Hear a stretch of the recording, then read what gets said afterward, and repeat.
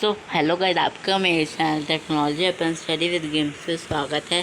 तो आज हम करेंगे डायरेक्टरेट ऑफ एजुकेशन की तरफ से दी जाने वाली वर्कशीट नंबर 6, जो कि क्लास 7th की और सब्जेक्ट है इंग्लिश और डेटेड है 5 अगस्त 2021। तो ये आपकी हनीकॉम की बुक का फर्स्ट चैप्टर है, 3 क्वेश्चंस। तो वही आया है, match the word with the right picture. तो किंगडम क्या हो गया, ये पैलेस हो गया, और किंग कौन हो गया, ये पैलेस का मालिक हो गया, मतलब कि किंग हो गया, राजा। Read the passage carefully and answer the question given below. तो पैसेज रीड करते हैं।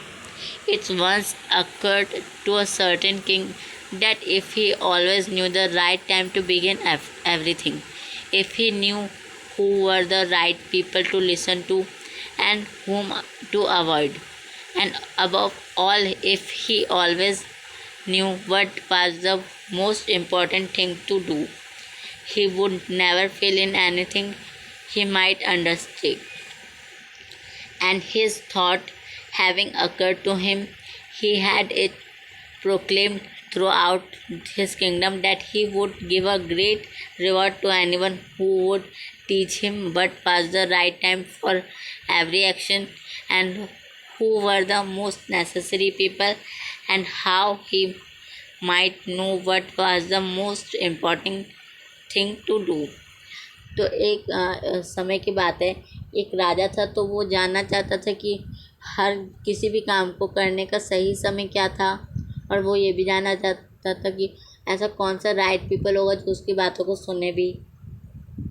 और वो जानता था, मतलब जानना चाहता था कि कौन उसे अवॉइड कर रहा है, और ये सभी क्वेश्चन जानना चाहता था। और वो हमेशा जानना चाहता था कि मोस्ट इम्पॉर्टेंट थिंग क्या है कि हम वो करें, और ये हमें कभी भी फेल नहीं होना चाहता था, किसी भी मतलब कि कोई किसी भी चीज़ में फेल नहीं होना चाहता था किंग। और मतलब कि जो भी इसके आंसर्स देगा, राजा को सेटिस्फाई करेगा इन उनके आंसर से, तो राजा उसको क्या देगा, अवार्ड देगा कि उनके फर्स्ट तीनों क्वेश्चंस के आंसर जो भी देगा।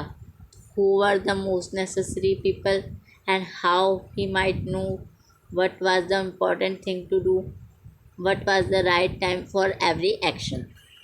तो इन सभी के आंसर जो भी देगा, सेटिस्फाई करेगा राजा को, तो राजा उसे क्या करेगा, रिवॉर्ड देगा। क्वेश्चन देखिए, क्वेश्चन नंबर 2 है, answer the following questions by choosing the correct option. तो ये देखो, who wanted to know the right time to begin everything. तो कौन जानना चाहता था राइट टाइम, किसी भी चीज़ को शुरू करने का राइट टाइम, राजा जानना चाहता था। तो बी हो जाएगा इसका answer. What was the reward for answering the 3 questions.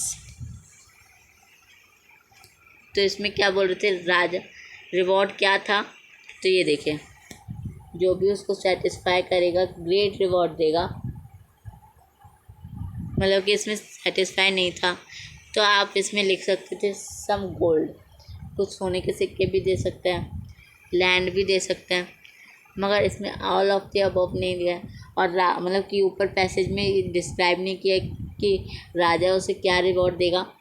तो आप सम गोल्ड लिख सकते हैं, या फिर land owned by the king भी लिख सकते हैं।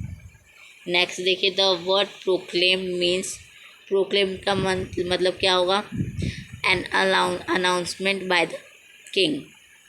तो इसका आंसर हो जाएगा an announcement by the king. Next question देखिए, the king thought if he knew all the 3 answers he would not fail at anything. तो वो किसी भी चीज़ में फेल नहीं होगा।